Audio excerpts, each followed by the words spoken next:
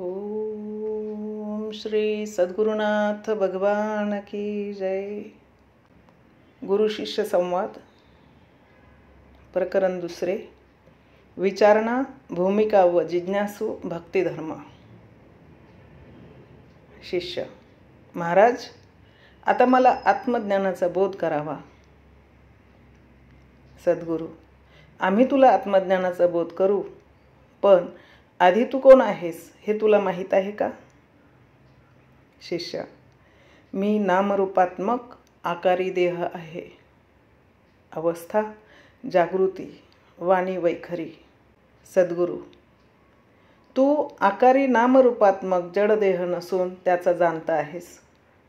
वाणीद्वारा बोलणारा, श्रवणाद्वारे ऐकणारा, नेत्रद्वारा पाहणारा, जिव्हाद्वारा रस चाखणारा, त्वचाद्वारा स्पर्श घेणारा, तसेच गंधद्वारा वास घेणारा जो कोणी आहे तो तू आहेस. ज्ञानेंद्रियाचं जाणता तू आहेस. याचा तू विचार कर आणि मला होय किंवा नाही हे सांग. वरील व्यवहार हा जागृत अवस्थेचा असून याचा अभिमानी विश्व आहे. वैखरी वाणी याची आहे व याने दृश्याला सत्यत्व दिले आहे. शिष्य: वरील गोष्टीचा मी विचार केला तेव्हा आपल्या म्हणण्याप्रमाणे मी या जडदेहाचा जाणता आहे, अर्थात मी मन आहे, कारण हे सर्व मनाने जाणता आले. सद्गुरू: याकरिता आता तू या स्थूल देहाचा अहंकार सोडून दे. म्हणजे जेवढे स्थूलाकार सत्य दिसत आहे हे सर्व मिथ्या, जड व दुःखरूप असे जाणून याचा अहंकार, ममत्व व सत्यत्व ह्या गोष्टी सोडून दे. आणि ज्या अर्थी तू म्हणतोस की मी मन आहे, त्या अर्थी तू आपला म्हणजे मनाचा अहंकार घे. आत ते मन कोणत्या रीतीचे आहे, त्याचा आकार केवढा आहे हे तू सांगू शकशील का? शिष्य: नाही, हे मला सांगता येणे शक्य नाही. याचे स्पष्टीकरण आपणच सांगावे. सद्गुरू: मन म्हणजे काही दुसरी कोणती वस्तू नाही, तर वाया मन हे नाव एरवी कल्पनाची सावयव. ज्ञानेश्वरी. तुझ्या ठिकाणी जी भासरूप कल्पना उठते तेच मनाचे रूप आहे. याचा आकार म्हणजे वायूच्या झुळकेप्रमाणे आहे. याची स्वप्नावस्था असून याचा तेजस अभिमानी आहे. येथील वाणी मध्यम असून याने भासाला सत्यत्व दिले आहे.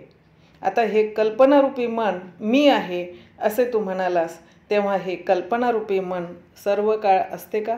याचा विचार कर व हे नसताना मागे याचा शिल्लक कोण राहतो याचा विचार कर आणि मला सांग.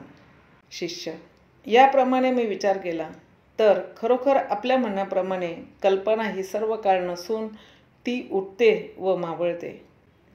उठलेल्या कल्पनेलाही मी जाणतो व मावळलेल्या कल्पनेलाही मी जाणतो. सद्गुरू: तर मग तू मनही नव्हेस, तेव्हा स्थूल व सूक्ष्म हे दोन्हीही देह तू नाहीस. अर्थात दृश्य आणि भास हे मिथ्या जाणून त्यांचा अहंकार सोड. ते जड आहेत आणि आपला अहंकार घे. आता मला सांग, तू कोण आहेस? शिष्य: आता तर मी कोण आहे हे मला काहीच कळत नाही. हे मी आपल्या स्वानुभवाने सांगतो. सद्गुरू: कळत असून वळत नाही म्हणतोस, हेच अज्ञान आहे. हेच अज्ञानशून्य आकाशतत्व वृत्तिरूप बुद्धी आहे. येथे दोन्ही देहांचा अहंकार घेणारी पश्यंती वाणी आहे. सुषुप्ती अवस्था व प्राज्ञ अभिमान आहे. जीवाचे वास्तव्य येथेच आहे. प्राज्ञ अभिमानाने येथे अज्ञानाला सत्यत्व दिले आहे. आता तुला मी कोण आहे हे मला काहीच कळत नाही हे अनुभवला आले. यावरून न कळणे हा तरी अनुभव घेणारी कोणीतरी वस्तू असली पाहिजे. ती ओळख म्हणजे मग तुला मी कोण आहे हे समजेल. शिष्य: मी पुष्कळसा प्रयत्न आपल्या सांगण्यावरून केला, पण मला काही कळेना, तरी आपणच कृपा करून सांगा. सद्गुरू: तू सोहम आत्मा आहेस. वरील तिन्ही देहांना जाणणारा असून नित्य आहेस. तुझे वास्तव्य महाकारण देहात आहे. येथे परावाणी व प्रत्येगात्मा अभिमानी आहे. तुर्य अवस्था येथील आहे. ह्या अभिमानाच्या ठिकाणी एकमेकांचा भाव एकमेकांशी नाही. म्हणजे स्वप्नावस्थेतील तेजस अभिमान, जागृत अवस्थेतील दृश्य वगैरे सर्व मिथ्या करून आपले स्वप्न, कल्पना, भास इत्यादिकच सत्य ठरवितो.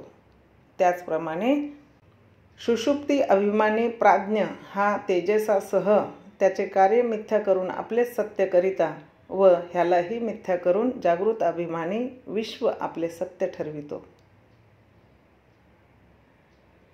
सद्गुरू, या तिन्ही अवस्था सत्य नाहीत.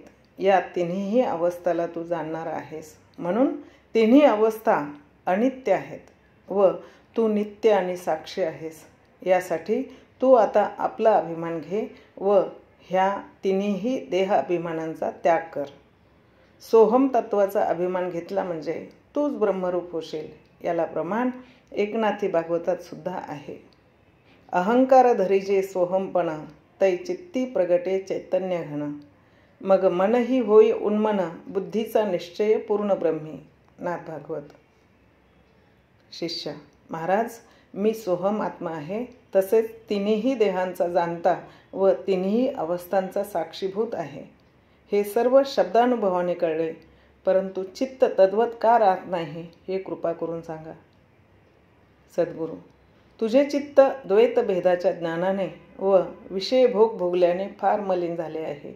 याकरिता आधी तुला चित्तशुद्धीचा उपाय केला पाहिजे.